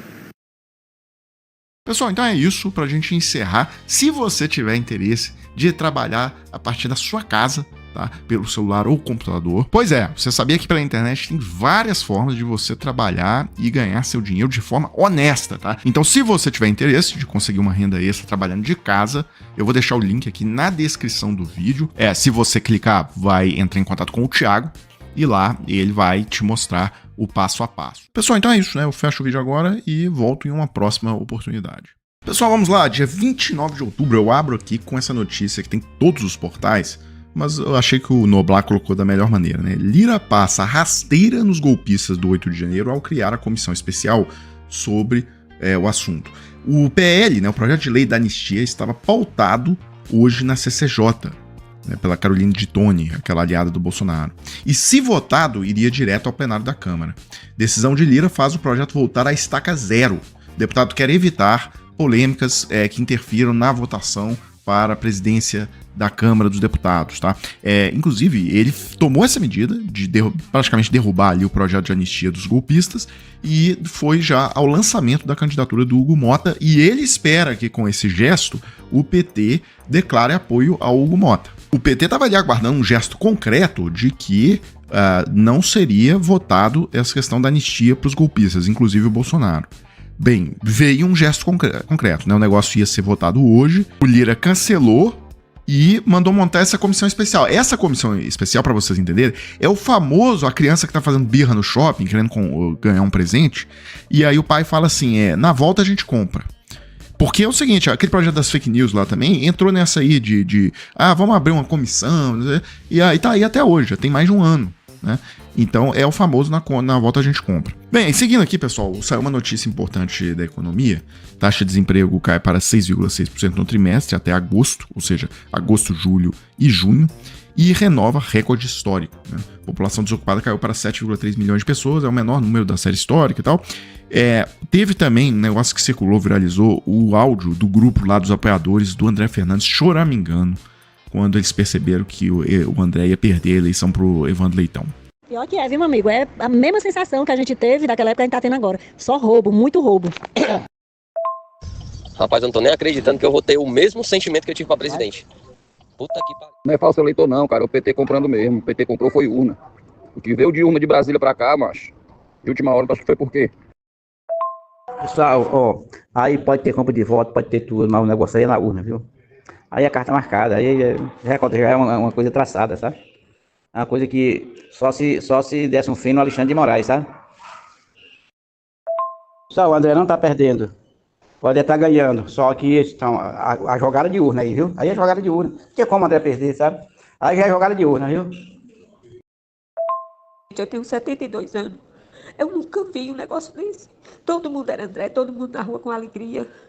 Eu estava certo do quanto que o André ia ganhar. Quando era na última hora que ele igual o Lula, pelo amor de Deus, gente. Esse partido é um partido amaldiçoado. Eu nunca vi desse jeito. Dá muita tristeza na gente. Eu estou muito triste, meus filhos estão muito tristes. Bem, e teve também o Maduro, depois que o procurador-geral abriu uma investigação sobre o acidente do Lula, falando que o Lula forjou o acidente na cabeça para não ir à cúpula dos BRICS e tal, e que o Lula está amando da CIA e sei lá o quê. Agora o Maduro, o próprio Maduro, né, declarou isso numa entrevista coletiva, que o Ministério das Relações Exteriores do Lula trabalha para os Estados Unidos e fez acusações gravíssimas ali ao Lula. El canciller Mauro Vieira me dijo en mi cara, así como te estoy viendo yo a ti, presidente Maduro, Brasil no vete a Venezuela. Imagínese usted. No hay problema. Hubo reuniones entre ese canciller, el canciller de Rusia, nuestro canciller, nuestra vicepresidenta, y Brasil, como era el único país de la región, manifestó de clara voz y directa, no vete a Venezuela. Cuando se iba a anunciar la lista de invitados para participar como socios, que fue la modalidad que parece que se adoptó, apareció un funcionario de nombre Eduardo, apareció un funcionario de oscuro y triste pasado bolsonarista, afirmó de manera directa, Brasil veta a Venezuela, Venezuela no entra, y ejerció un poder de veto verdaderamente inmoral, inexplicable y absolutamente negado a los principios constitucionales de Brasil, a los principios de la CELAC, a los principios de la UNASUR y a los principios que conocemos de manera directa que ha defendido el presidente Lula durante años. Esa fue la realidad. Eso fue a última hora, casi terminando la cumbre. Y de repente sale y meten una puñalada por la espalda. Un funcionario, Eduardo Páez Saboya, nos mete la puñalada por la espalda. Un funcionario conocido como un intransigente bolsonarista, fascista. Cuando me voy acercando está la presidenta Dilma, que es presidenta del Banco de los BRICS, despidiéndose de Putin, da la media vuelta, me ve, me abraza, me da un beso. Tenemos excelentes relaciones con la presidenta Dilma y con el Banco de los BRICS. Y en ese momento está el canciller Mauro Vieira despidiéndose de Putin. Cuando se voltea, me ve de frente, casi se desmaya. Y yo le digo, vetaste a Venezuela, le dije. Me dijo, no, presidente, Brasil no vetó a Venezuela, no, ustedes pueden ingresar. Así se despidió de mí, ¡pum! Y se fue. ¿Ah? Putin sí vio mi gesto, ¿eh? No sé si el traductor le tradujo a Putin lo que yo le acababa de decir a Mauro Vieira. Pessoal, ainda bem que o Lula parece realmente se livrou desse relacionamento abusivo, né? que ele tinha com os ditadores ali da Venezuela. Porque olha só, é um pessoal que no pior momento do Lula, né, quando teve a prisão dele e tal, eles deram o calote na dívida que, né, a Venezuela tinha com o Brasil, lá com o BNDES. Ou seja, existia todo um discurso ali contra esse empréstimo. Quando o Lula estava num momento de fraqueza, o Maduro vai dar o calote, reforçando o discurso bolsonarista aqui no Brasil. Então, esse vagabundo tá falando, antes de abrir a boca, ele deveria primeiro, para ter dignidade, ele deveria pagar a dívida que ele tem, né, com o Brasil. Não, tá aí falando do Brasil devendo 12 bilhões de reais pra gente. Mas, enfim, a história deles, quando a gente pega o que eles fizeram, né, na verdade, quando o Chaves entra, o que ele faz é uma política ultra populista, de curtíssimo prazo, né, ele pega ali a alta do preço dos petróleos e coloca a estatal venezuelana para distribuir de graça gasolina para a população, e também gasolina e diesel, né? E também coloca a estatal para fazer ali distribuição de cesta básica, etc. Essas políticas ultrapopulistas de curto prazo, elas dão resultado eleitoral, eles conseguem ali a maioria no parlamento e com isso eles surrupiam, né, todas as instituições, inclusive o Poder Judiciário, né? E aí, uma vez que eles dominaram o Poder Judiciário, que também foi o projeto do Bolsonaro aqui, né? Uma vez que eles dominam o Poder Judiciário, aí eles já têm o controle total do país. Bem, quando o reflexo da política populista vem, o boom do petróleo passa e o preço do barril cai, e aí a estatal completamente sucateada, porque não reinvestiu o dinheiro no próprio negócio, ela saiu distribuindo dinheiro, então a produção de petróleo decai e tal, aí vem a inflação, aí vem os protestos de rua, e aí vem a repressão violentíssima. E aí, com a repressão violentíssima, vem as sanções econômicas. A ordem dos fatores é essa, né? Tem muita gente que fala em sanção, mas e a sanção? Sanção foi a última coisa que veio, né? A história toda aconteceu antes da sanção, né? Então, é isso. É um grande picareta, a verdade é essa. Pessoal, então é isso pra gente encerrar. Se você tiver interesse de trabalhar a partir da sua casa, tá? Pelo celular ou computador. Pois é, você sabia que pela internet tem várias formas de você trabalhar e ganhar seu dinheiro de forma honesta, tá? Então, se você tiver interesse de conseguir uma renda extra trabalhando de casa, eu vou deixar o link aqui na descrição do vídeo. Se você clicar, vai entrar em contato com o Thiago e lá ele vai te mostrar o passo a passo. Pessoal, então é isso, né? Eu fecho o vídeo agora e volto em uma próxima oportunidade. Aqui um país que faz uma eleição de 5.569 municípios num dia, de 8 da manhã, horário de Brasília, até às 17 horas, que consegue 4 horas depois de dar o resultado das eleições, ou como hoje, 2 horas e 15 minutos depois, dar o resultado que a Justiça Eleitoral não está cumprindo a sua função, é realmente e muito longe num pensamento, eu acho. Mas, de toda sorte, sobre um caso que aconteça quando 33 milhões de eleitores estão na urnas com 102 candidatos e que já foi judicializado, segundo os senhores mesmos informam, a Sônia acabou de dar notícia, a Justiça Eleitoral tem prazos curtíssimos e será dada a resposta. Fosse um país onde ficam meses ou semanas para dar notícia, eu acho que até seria razoável essa ilação de que fica a impressão, esta é uma impressão realmente que eu acho que não tem nenhum embasamento. Nós estamos dando o resultado de uma eleição de 33 milhões de eleitores nas urnas, 2 horas e 15 minutos depois do início do fechamento das urnas. Acho que realmente um caso significa apenas um atestado do êxito da Justiça Eleitoral. Um caso de 51 municípios com mais de 30 milhões de eleitores, convenhamos que é uma justiça que funciona muito bem.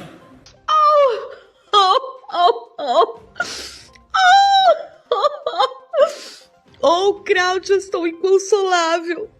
Bibi ganhou. O povo de Cuiabá. Ai, gente, tem mais é que se lascar mesmo, né? Obviamente que muita gente de Cuiabá não votou.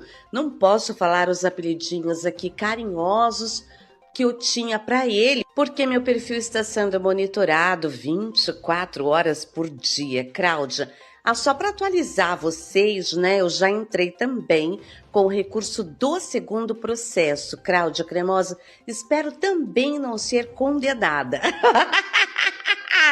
Ai, meu Deus, mas recorrerei, que é o que me resta, né? Ainda nem paguei o segundo advogado, Helder, cidadão democrático, que topou protocolar, né, a minha defesa até que eu possa conseguir um dinheirinho aí para pagá-lo também, porque uma outra parte está guardadinha, né, para o caso de lá na terceira instância eu também ser condenada. Agora estou devendo para o prefeito de Cuiabá. Ui, menina do céu, olha, tem que rir, né? Tem que rir porque chorar, minha vida, vai jantar, não vai resolver nada. Mas eu quero mandar um beijo especial para o povo de Fortaleza, que lavou nossa alma aqui no Brasil. Ganhamos em vários lugares, ganhamos na Bahia, Belo Horizonte, parabéns! Olha, não deixaram o chupetão entrar em Belo Horizonte. Parabéns, mineiros, BH deu um show. Em Belém, o Peruquinha também se lascou. E Cláudia, Peruca se lascou, menina. Foi lá, ex-terceira dama, fazer dancinha com ele. Nossa, desceram até o último nível da baixaria, da breguice, da cafonice.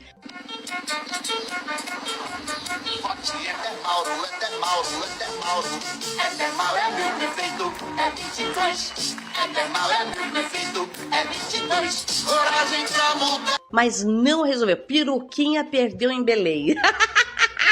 Ganhamos também na Bahia, né? Em São Paulo, Cláudia, ainda vai passar por muita justiça e muita água debaixo dessa ponte aí, que pode até tornar o senhor Talarico de Freitas inelegível. E pode até ser que Nunes perca o seu mandato por causa do crime eleitoral que os dois cometeram nesta manhã, dia de eleição, juntinhos ali com a imprensa, acusando Boulos de crime organizado. Pois bem, não desejarei que o chifre de todos os cuiabanos derreta, porque não foram todos que elegeram, né? Mas só de Fortaleza ter livrado o Ceará do raspa-furico, raspa-toba, raspa-cou, menina, já estamos com a nossa alma lavada. Já ganhamos pelo Brasil inteiro. Parabéns, Fortaleza! Um cheiro, meus lindos! Olha só, pessoal, vou parabenizar aqui pelo menos 15 cidades que derrotaram o bolsonarismo. Mas antes, eu quero perguntar aqui o seguinte: o que é que esse comédia vai fazer com esse leitão agora, hein? Vai pra panela! É! Você vai! Você vai pra panela! Vai! Você aguenta aí! Leitão! Seu desgraçado! Você vai pra panela! Dia 27! É o seguinte, pessoal, o bolsonarismo levou uma taca nesse segundo turno e eu anotei aqui pelo menos 15 cidades aqui, não deu para anotar mais, mas olha só. Parabéns o pessoal de João Pessoa que derrotou aí o bolsonarismo. Parabéns o pessoal de Belém que derrotou lá o Peruquinha Éder Mauro. Parabéns Goiânia. Parabéns Manaus. Parabéns o pessoal do Rio de Janeiro.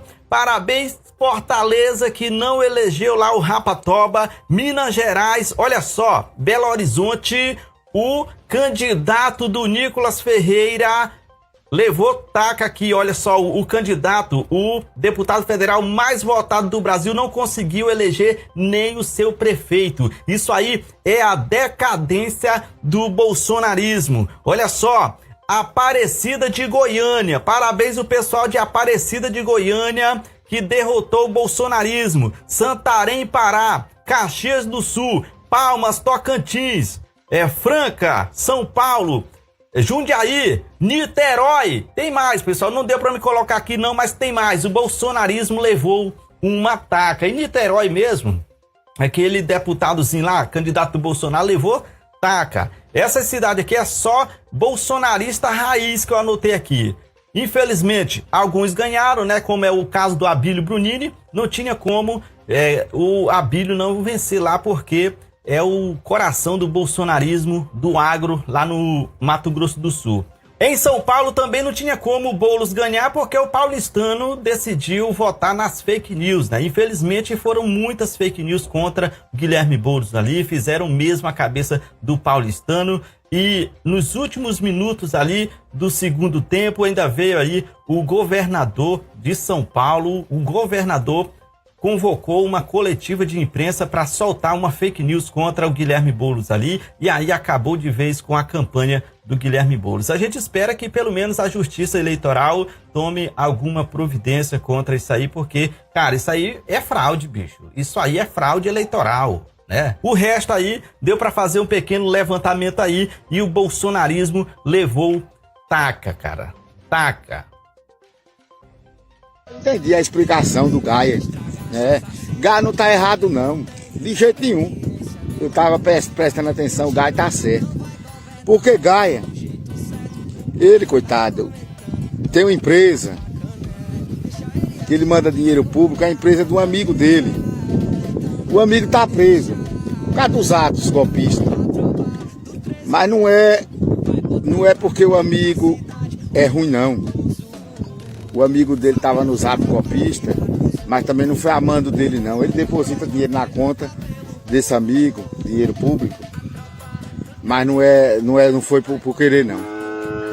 Diz ele que o amigo, sem ordem dele, foi para os atos golpistas. Alexandre de Moraes prendeu. Aí ele tem uma empresa. A empresa, o nome é bonito, falar a verdade, Desfaz o L. A empresa Desfaz o L recebeu bilhões. Milhões, não foi bilhões não, milhões só. Foi. Milhões ela recebeu para desfazer o L, sabe? Aí esse amigo dele, que ele depositava o dinheiro na conta do amigo, que está preso injustamente, porque foi para os atos golpistas, mas o Gaia não queria. Apesar que esse amigo trabalhava assim, chamando gente para ato golpista, mas não era contra a Gaia. Gaia dizia, pai, não vá, porque isso aí vai lhe complicar. Ele dizia tudo isso. Aí Xandão descobriu, pegou o celular do amigo. Aí descobriu. Agora é muita zica, porque tudo isso foi sorteado dentro do Supremo. Um relator. Botaram assim 11 caras. É muito azar. 11 pessoas. 10, você sabe que se cair na mão de pelo menos 8, você tá de boa. Cai na mão de quem? Da febre gaiola. Da bexiga lixa. Caiu na mão de quem? Diga aí de quem caiu. É pro gato ser preso mesmo, de Xandão. Xandão disse, deixa com nós. Se fosse na Carmen Lúcia aí, meu irmão, aí era riqueza para eles. Que a Carmen Lúcia, vou dizer, é viúva de golpista. Agora, na mão do Xandão aí o couro come. Mas aí, rapaz, quando foram na casa de um assessor, quando chegaram na casa, acharam 75 mil reais dentro de casa. Na casa do assessor, aí agora, Gaia explicou, não é na casa do meu assessor não. Foi na casa da mãe do assessor. Só que o assessor mora mais ela, que é separado da mulher, e mora mais mamãe. É assim, é tudo esquematizado. Mora mais mamãe. Para aí, ele mora mais quem? Mais mamãe. Então tá certo, tá tudo bom. E agora faz o quê? Fortaleza é mentira! Pai nosso que estás no céu, santificado. Deu errado. E nós vamos pra cima, porque BH é Bruno Engler 22. É isso aí. Deu errado. Parabéns, Fortaleza. Eu vi que foi raspando mesmo. Mas foi uma disputa emocionante. Eu fiquei aqui igual o dia da eleição de 2022, esperando esse resultado e aquela coisa que não desempatava, que não saía do lugar. Mas parabéns, Fortaleza. Vocês arrasaram. E parabéns também para BH, que não deixou o extremismo, o fascismo chegar na prefeitura da cidade. BH, arrasaram. E o Nicolas Ferreira é um grande pé frio, né? Deu errado. Sua pesca a noite toda não teve sucesso. Galera, o Tarcísio Gomes de Freitas, o governador bolsonarista de São Paulo, o cara de areia mijada, o cara de coruja seca, precisa ser caçado. Ele e a chapa do Ricardo Nunes por abuso de poder político. Precisa ser cassado e tornado inelegível. O que ele fez hoje, a declaração que ele deu de forma criminosa, fere de morte os princípios republicanos e democráticos que guiam o processo eleitoral. E a equipe do Guilherme Boulos já está tomando as devidas providências e entraram no TSE com o pedido de cassação e de inelegibilidade do governador de São Paulo e da chapa do Ricardo Nunes. Acompanhe a fala do Guilherme Boulos. Nós acabamos de entrar no TRE com uma ação de investigação eleitoral, é a ação mais grave que se pode entrar na Justiça Eleitoral, por abuso de poder político contra o governador Tarcísio de Freitas e o meu adversário, que é o beneficiário, também pela divulgação de informação falsa. Visivelmente, houve um intuito de intervir com mentiras no resultado das eleições. Com certeza. Já disse para vocês, minha candidatura sofreu com isso no primeiro turno. Um laudo falso postado por outro adversário. E agora, no segundo turno, de maneira ainda mais grave, porque veio da boca de uma autoridade, do governador do estado de São Paulo, se utilizando da sua posição para poder inventar uma ficção, um absurdo, sem apresentar qualquer tipo de prova, numa enorme responsabilidade, e por isso acionamos a Justiça Eleitoral e deixo aqui a nossa cobrança para que a Justiça Eleitoral seja rápida no seu posicionamento, porque isso é inadmissível numa situação de normalidade democrática. É uma coisa inacreditável. Eu digo a vocês, juro para vocês que eu fiquei estarrecido. Eu desacreditei quando eu vi a notícia pela primeira vez. Esse é o nosso mal. Porque é uma coisa que ultrapassa qualquer limite. Esse é o nosso mal. Pensar que eles não são capazes de fazer qualquer coisa. E eles são capazes. Agora, o governador do estado inventar uma mentira sobre um adversário do seu candidato. Eles não lutam no campo da democracia. Usando a máquina, abusando do poder político, não há precedentes na história eleitoral brasileira de um fato tão grave como esse e do risco de se influenciar nas eleições. Bandidos. Por isso, repito aqui o apelo que faço aos eleitores da cidade de São Paulo, especialmente aos eleitores que querem mudança e ainda não foram votados. Vão às urnas. Uma ação como essa do governador só se justifica por desespero. Existe uma virada em curso, eles estavam há 2 semanas achando que tinham ganho as eleições, desprezando o debate, desprezando a imprensa, não indo às sabatinas, cantando vitória antes da hora. Quando a cidade começou a se posicionar num outro caminho, foram para o desespero absoluto.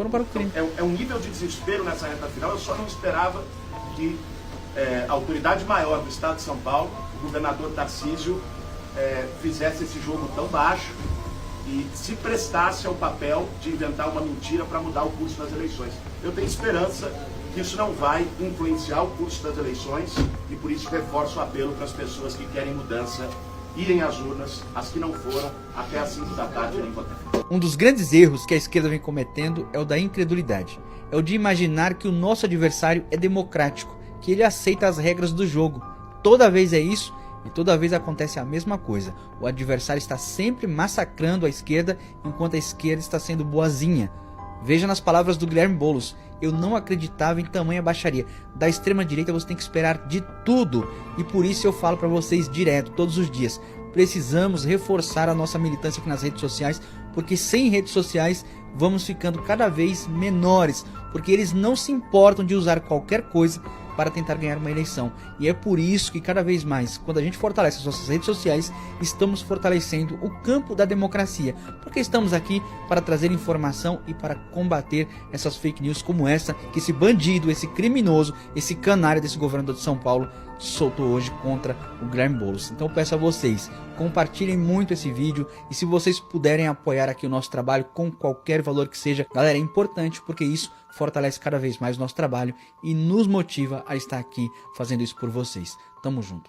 A pessoa votou no outro candidato só para derrotar o PT. Não era que o outro candidato era melhor, é porque ela queria derrotar o PT, queria ter esse gosto, né, de derrotar o PT. Tudo bem, isso faz parte da disputa política.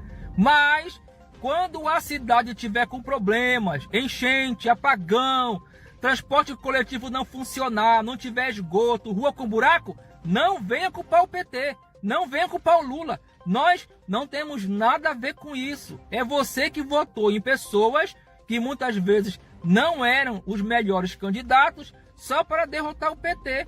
E agora, se a cidade tiver problemas, né? Se a pessoa que ganhou não trabalhar corretamente, você tem que cobrar ela, não é o Lula, entendeu? O responsável pelo saneamento básico da cidade, pelas ruas, pelo IPTU que vão te cobrar, o ISS, é o prefeito, né? Então, assim, por favor, não vá culpar o Lula, ele não tem nada a ver com isso, entendeu? Você votou na pessoa, agora ela vai governar 4 anos e vamos ver o que vai acontecer, entendeu? É isso, simples assim.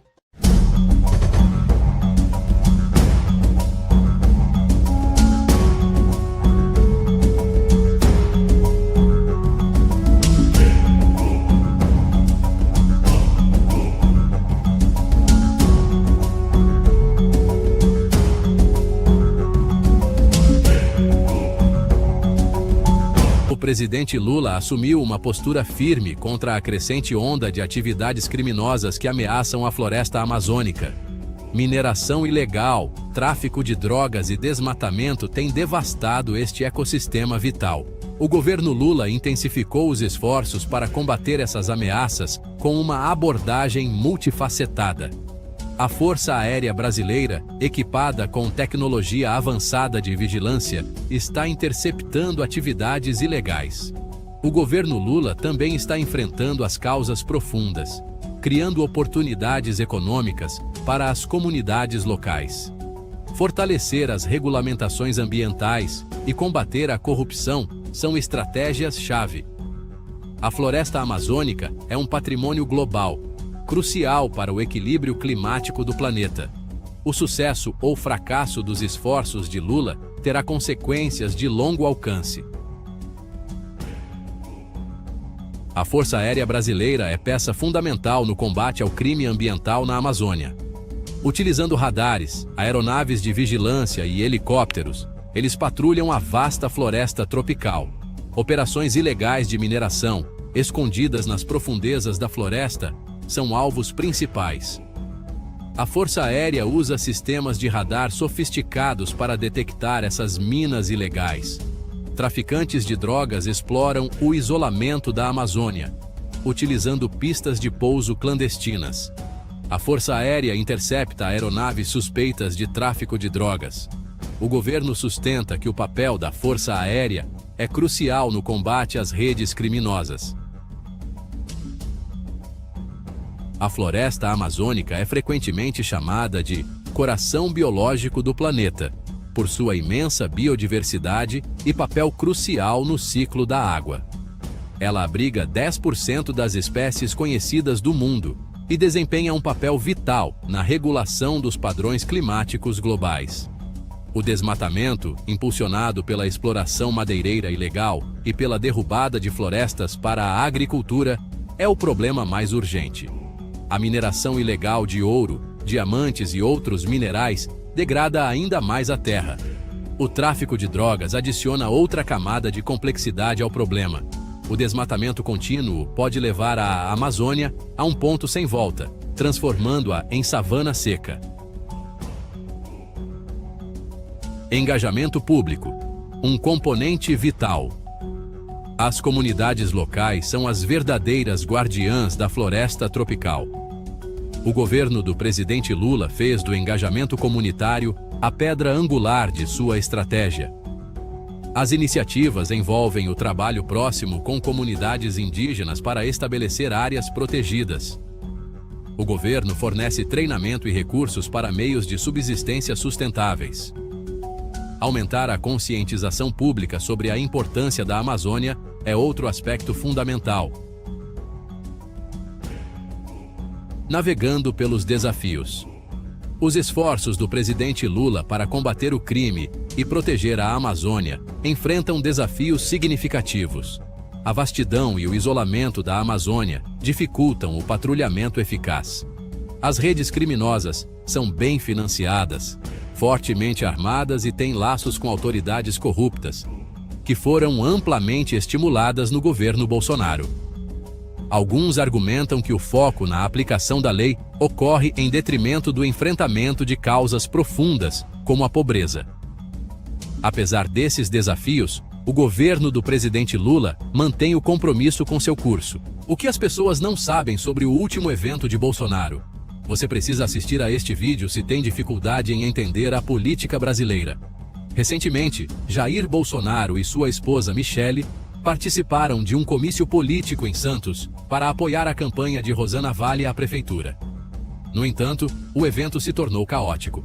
Apesar da presença do filho de Bolsonaro, o deputado Eduardo Bolsonaro, a multidão não foi nada receptiva. Moradores vaiaram e gritaram insultos, chamando o ex-presidente de ladrão. Michele Bolsonaro tentou amenizar a situação com gestos afetuosos, enquanto Eduardo mantinha um sorriso forçado. Essa recepção hostil destaca os desafios que Rosana Vale enfrenta nas próximas eleições. As pesquisas atuais mostram Rosana atrás do atual prefeito, Rogério Santos. Com uma margem apertada desde o primeiro turno, ambos os candidatos agora disputam os votos cruciais da esquerda. O resultado em Santos pode ser um microcosmo do clima político mais amplo do Brasil, ilustrando as profundas divisões em torno do legado de Bolsonaro. Fique ligado enquanto continuamos acompanhando esta eleição crucial.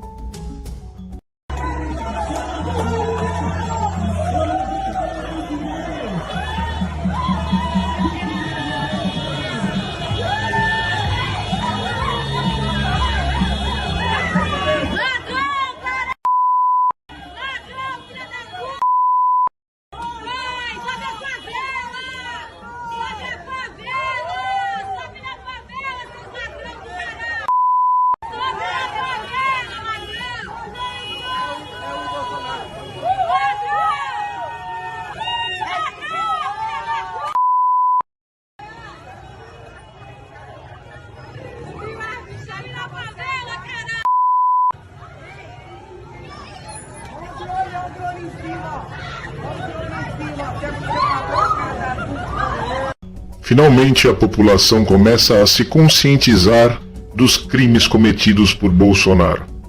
A atribuição destes crimes tem derretido a imagem do líder da extrema-direita.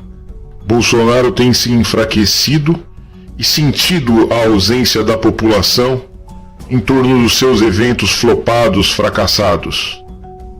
A ex-primeira-dama do inelegível ainda tentou fazer uma provocação à população, mandando beijos enquanto era chamada de ladra.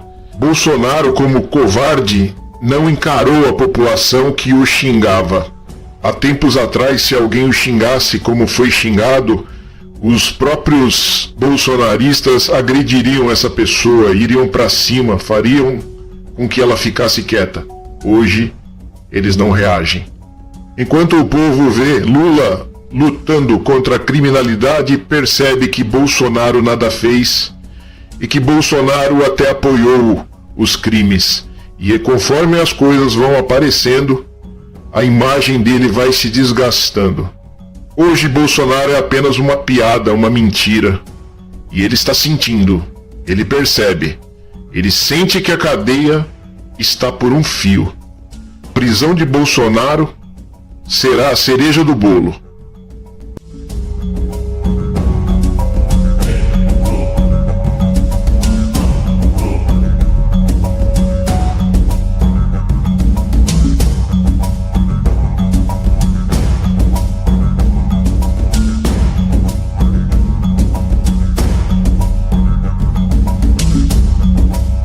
Olá pessoal, aqui é o Lázaro Rosa. Estou aqui fazendo esse vídeo para trazer algumas informações para vocês que acompanham o meu trabalho aqui nas redes sociais, que sabem da nossa luta contra o extrema-direita, contra essa turma que defende ditadura, que tenta aí golpe de Estado só porque perderam as eleições, que se dizem defensores da liberdade de expressão irrestrita, que se dizem contra a censura, mas que agora estão tentando me censurar.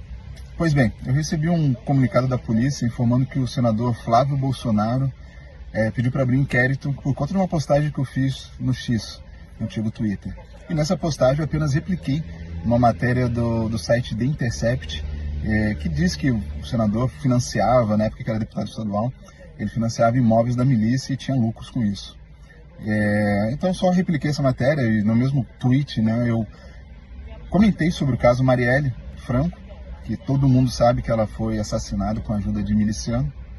Então apenas comentei, né, mas esse fato junto no mesmo tweet, ele não gostou e agora está tentando me censurar, está tentando me calar, na verdade tentando me intimidar, mas isso eles não vão conseguir jamais. A gente vai continuar a nossa luta sempre. Nós estamos incomodando bastante, isso é fato, desde 2022 que a gente tem recebido muitos ataques, muitas tentativas de censura, né, nenhuma delas deu certo, pelo contrário, a gente só tem fortalecido aqui a nossa luta nas redes. Então, isso não vai funcionar, né? Só para deixar claro isso. Outros influenciadores também estão sofrendo esse assédio judicial. A Karina Santos, ontem mesmo ela postou, né? Ela acabou sendo condenada a pagar R$5 mil. Então, é mais uma vítima aí desse pessoal da extrema-direita que se diz defensora da liberdade de expressão e restrita, mas a gente sabe que isso daí é tudo hipocrisia, é tudo mentira, né? É tudo para calar quem pensa diferente deles e quem condena todas essas pautas absurdas que eles defendem. Então, o senador sabe que quando ele entra na justiça contra qualquer pessoa, entre aspas, comum, né? Ele é uma pessoa influente, tem poder, sabe disso. A gente tem um custo para se defender. A gente, né, precisa pagar para se defender porque não é uma coisa simples.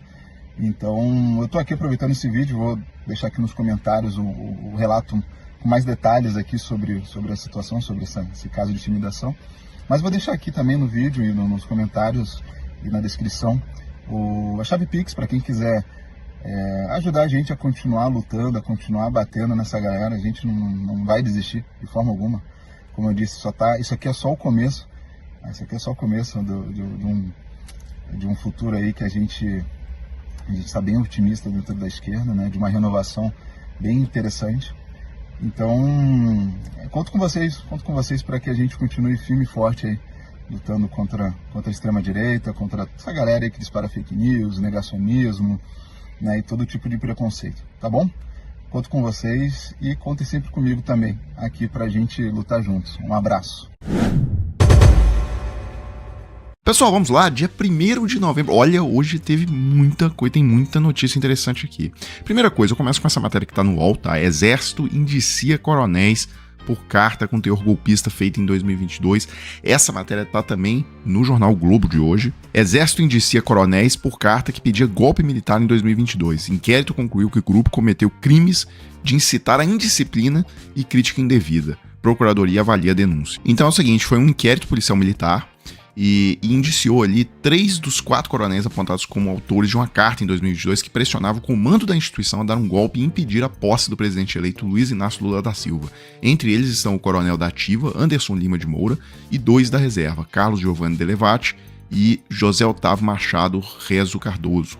A investigação concluiu que os 3 cometeram os crimes previstos no Código Penal Militar de incitar a indisciplina militar, que prevê pena de 2 a 4 anos de reclusão, e crítica indevida, com pena de 2 anos de detenção. Então, corretíssimo, né? Quem participou aí da tentativa de golpe tem que ser punido, principalmente esses que tinham armas nas mãos. É o seguinte, tá aqui a reunião ontem, Segurança em Pauta, governo Lula propôs ampliar o papel da Polícia Federal e da PRF em plano que gera reação de governador, sabe? Então estão discutindo aí uma proposta de emenda constitucional que daria mais atribuições à União no combate à criminalidade. E aí o governador Caiado, do estado de Goiás, fez lá uma graça, falou ali que o Goiás acabou com a violência e tal, e aí o Lula ironizou o Caiado. Eu vou colocar esse lance aqui pra vocês. Eu não vou botar a câmera em policial meu de maneira alguma.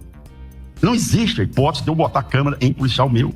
E a minha proposta é exatamente que esse texto nos dê aos estados a prerrogativa da legislação penal e de penitenciária para nós acabarmos com o crime no país, porque em Goiás eu acabei com ele.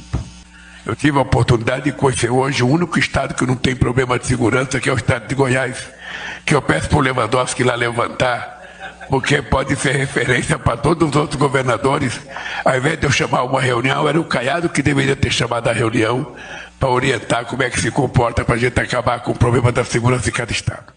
Pessoal, agora eu vou falar de economia, tá? De ontem para hoje saíram várias boas notícias. Então a que mais foi repercutida é o desemprego, né? O menor desemprego da história, desde que se tem dados na história do Brasil. Desemprego cai para 6,4%, puxado pela indústria. Bem, hoje saiu essa notícia do IBGE sobre a produção industrial no Brasil, de setembro, tá? O dado fechado, e avançou 1,1%, cresceu bem mais do que o esperado. E o crescimento que mais importa aqui, na verdade, é o anualizado, tá?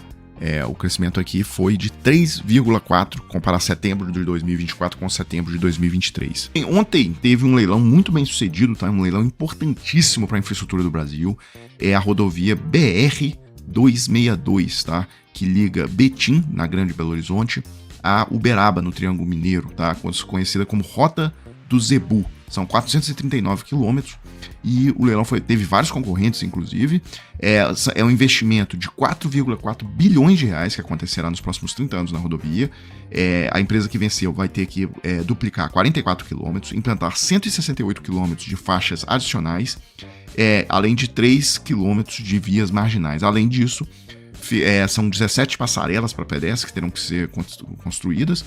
E serão 4,4 milhões de pessoas afetadas, beneficiadas, né, diretamente pela obra e 63 mil empregos gerados. E também, para fechar com as notícias boas, hoje no Valor Econômico, mostrando que a Toyota ontem iniciou a construção da nova fábrica no Brasil, fica próxima à fábrica atual, lá em Sorocaba, e é parte do pacote de 11 bilhões de reais em investimento. Eles estão apostando muito. Para você ter uma ideia, esse é o maior investimento que a Toyota já fez em toda a história dela no Brasil, tá? E tem uma outra matéria interessante hoje no Globo, mostrando como que a Amazon e a Magalu estão ampliando, né, esses centros de distribuição, de logística, tá? E mostrando como a Amazon chegou na... Olha só, eu achei bem interessante isso. Eles identificaram que as favelas é onde tem o maior aumento proporcional de compras. Porque todas essas políticas, aumento do salário mínimo acima da inflação, também esse desemprego muito baixo, tal, tudo isso gera na favela, proporcionalmente, um aumento de renda muito maior. E aí, na matéria, eles contam que a Amazon fez aí uma parceria com uma empresa que chama Favela Log, e que eles estão entregando já em praticamente todas as favelas de São Paulo e do Rio de Janeiro, né? Em Rio de Janeiro, eles já entraram em todas as favelas de São Gonçalo, já entraram na favela da Maré, tá? Eles estão entregando em 24 horas o prazo de entrega para encomendas dentro da favela da Maré.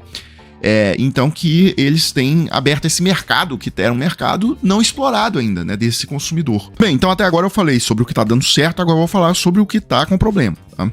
Na economia. Ontem o dólar fechou a 5,78 e o Brasil emitiu títulos, tá? O Tesouro Nacional emitiu títulos com vencimento para janeiro de 2019. E houve um recorde, tá? O mercado cobrou para emprestar para o Brasil, para comprar esses títulos, o mercado cobrou 13% ao ano de juros. Então vocês vejam aqui, isso já é uma coisa que eu tenho repetido há algum tempo, que não é só questão lá da taxa Selic, tá? Essa taxa de empréstimos de longo prazo do Brasil, ela nem é lastreada pela Selic. E vocês vejam que o mercado só aceitou emprestar dinheiro para o Brasil se o Brasil topasse pagar o Tesouro Nacional pagasse 13% ao ano de juros. Por que o mercado está cobrando mais caro? Porque o Brasil está com déficit fiscal gigantesco e a tendência do déficit é de crescimento, tá? Das despesas. E eu já vi que hoje a coisa tá ficando pior ainda, né? O dólar tá caminhando para R$6, né? Ele disparou, chegou a 5,83 agora de manhã. Então, o que acontece é que o mercado está esperando aquele plano de... nunca tem corte de gastos, tá? O que acontece é você diminuir o ritmo de crescimento das despesas. Mas a despesa ela só cresce, ela não há corte. Então vamos ver o que o Haddad apresentou para o Lula e quando vai sair. Enquanto não sai isso, o mercado vai ficando nervoso ali e vai cobrando cada vez mais para financiar a dívida brasileira. Esse que é o ponto. Pessoal, então é isso para a gente encerrar. Se você tiver interesse de trabalhar a partir da sua casa, tá? Pelo celular ou computador. Pois é, você sabia que pela internet tem várias formas de você trabalhar e ganhar seu dinheiro de forma honesta, tá? Então, se você tiver interesse de conseguir uma renda extra trabalhando de casa, eu vou deixar o link aqui na descrição do vídeo. Se você clicar, vai entrar em contato com o Thiago e lá ele vai te mostrar o passo a passo. Pessoal, então é isso, né? Eu fecho o vídeo agora e volto em uma próxima oportunidade.